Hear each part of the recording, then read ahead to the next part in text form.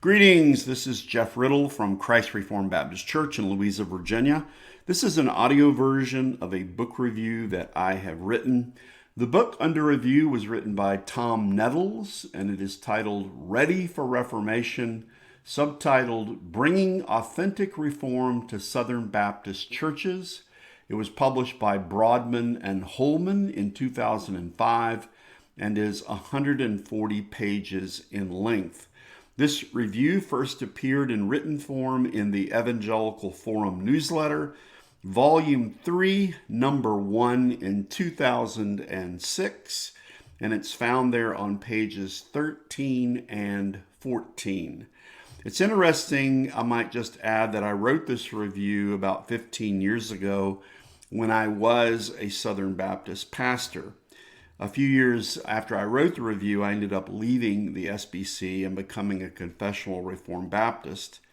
It's intriguing to look back on Nettles' book that was written in 2005 and see what he was talking about with regard to the Southern Baptist Convention, given the trajectory of the SBC and where it is now. And I think he foresaw some of the issues in the SBC that were part of the reason that I ended up leaving that denomination. Nevertheless, I just wanted to point out that when I talk about we or I in this review, I was coming from the perspective of at the time as someone who was in the Southern Baptist Convention. In fact, I grew up within it. So let's move on now to the review. This is a courageous book in which Nettles, professor of historical theology at the Southern Baptist Theological Seminary, dares to say that the recovery of biblical inerrancy among Southern Baptists, though laudable, does not go far enough. With a voice like a prophet, Nettles warns that true reformation involves more, quote, than the mere recovery of biblical authority, end quote, page 2. The chapters are relatively brief, but the writing is dense and often lyrical. There is much for the thoughtful reader to digest. In chapter 1, Remember from Where You Have Fallen, Nettles opens with a cautionary warning that Southern Baptists should not repeat the error of Jehu in 2 Kings and settle for a half-baked reformation. The battle for the Bible in the SBC is over and conservatives have won. Southern Baptists must now ask what the inerrant Bible says about the purity of our doctrine and practice. Quote, if only the acceptance of the divine authority of the deposit gains adherence, but the content of the treasure itself lies dormant, the recovery is a sham, end quote, pages 9 and 10. Southern Baptists must not enjoy, quote, premature satisfaction, end quote, page 9, at the recovery of inerrancy, lest the conservative resurgence become a failed reformation. After presenting his initial thesis in chapter 1, Nettles turns to examine the impact of taking the Bible seriously in various areas of faith and practice. Chapter 2, The Health of Confessional Christianity, defends the Baptist practice of confessional boundaries. Chapter 3, Priority and Power of Truth in Proclamation, is a serious call for evaluation of our preaching. Every preacher would benefit from reading this chapter. This reviewer was so struck and convicted while reading Nettles' words that he felt compelled to reread the chapter aloud to his wife. Nettles points to weak preaching as a primary cause of weak Christians and weak churches. Our preaching today is too filled with illustration and sentimentality rather than doctrinal exposition, which believers so desperately need in order to grow strong in the faith and resist the world's allures. Nettles writes, quote, the believer's only opportunity to hear an argument mounted against the torrent of temporality pressed daily and hourly into his conscience comes when a Christian minister stands to preach the word of God. Will he hear anything that challenges and strips bare the lies that have pressed on him from every quarter? Or will he hear a few assertions from a biblical text surrounded by warm stories garnished with the trappings of sentimentality and never substantially into the truth. End quote, page 32. Chapters 4 and 5, titled Baptists Must Recover the Work of Evangelism, Parts 1 and 2, challenge superficial and pragmatic evangelism methods. Chapter 6, Baptists Must Recapture the Complementarity of Law and Gospel, urges Southern Baptists to take seriously the relationship between the law and the gospel. Though moderates obviously fail to grasp this great truth in their advocacy of freedom, so-called, and liberty of conscience and free inquiry, conservative churches make a similar error when they assume that the minister's task is, quote, to present biblical principles as giving a sound foundation for day-to-day happiness and healthy relationships, end quote, pages 72 and 73. Nettles ends this chapter with a keen insight, quote, misperceptions and misapplications of this issue within the pale of the conservative movement of Southern Baptists could eventually be more crippling to the recovery of biblical Christianity than the active opposition of the moderate movement, end quote, page 75. Indeed, the greatest challenge facing Southern Baptists is no longer the ever-waning moderate movement, but the siren song of therapeutic pragmatism.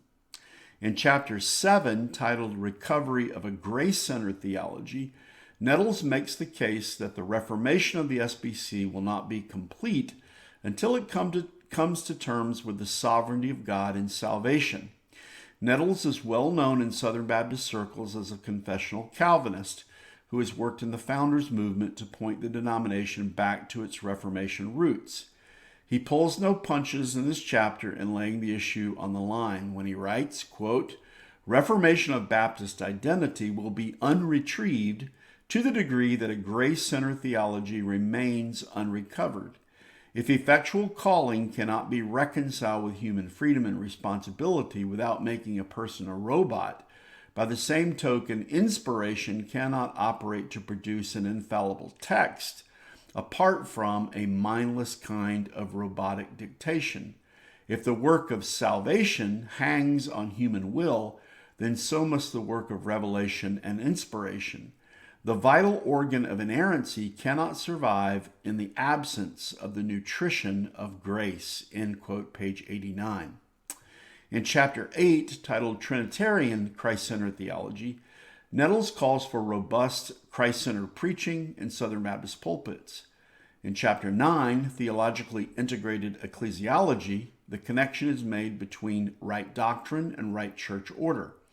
If Baptists truly begin to take the Bible seriously, then they will recover a proper understanding of church membership, the eldership, and church discipline. In the final chapter, titled Theology That Will Support a Worldview, Nettles challenges, quote, the worldliness of our thoughts, end quote, page 116. He contends, quote, a structural denominational change from moderate to inerrantists does not constitute a reformation without a corresponding revitalization of applied doctrine, end quote, page 116. Baptists must seek out a holiness of life and a biblical worldview. The epilogue recaps the vital arguments. Again, Nettles observes, quote, Southern Baptists have taken the first step, end quote, toward reformation in their embrace of inerrancy, but, quote, stewardship of this recovery calls for long-term evaluation and renewal, end quote, page 127.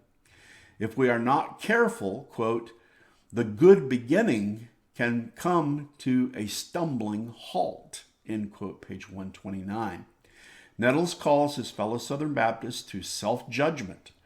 The greatest threat to the modern renewal of the SBC does not come from moderates without, but from conservatives within. Quote, while vigilance must endure in every area that was threatened by the insidious impact of the moderate contingency, many difficulties confront the church that have little or nothing to do with that influence, end quote, page 130. Again, Nettles is less concerned with theological moderates than with his fellow inerrantists, who are driven by pragmatic or numerical success.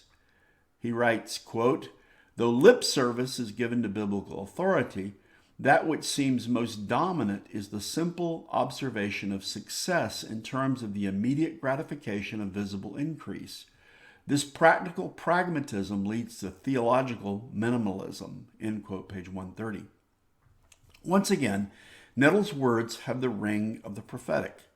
Some are perpetually celebrating the victory of inerrancy among Southern Baptists. Nettles rightly points out that such celebrations are premature, for the recovery of biblical authority was only the first stage. The next will be the application of the teaching of the inerrant Bible in the pulpits and church conferences of the local churches. Nettles is also bold in his identification not of moderates, but of pragmatism as the chief danger to the Reformation's success. This book deserves to be read, pondered, and thoroughly discussed by Southern Baptists in leadership in our churches. Here ends the review. You can receive audio book reviews and notes like this one, Word Magazine podcasts, and sermons by subscribing to Christ Reformed Baptist Church's sermon audio feed on iTunes by searching for Christ Reformed Baptist Church. For video material, you can subscribe to the Word Magazine channel on youtube.com. You can also find written book reviews, notes, and articles like this one on my blog, jeffriddle.net.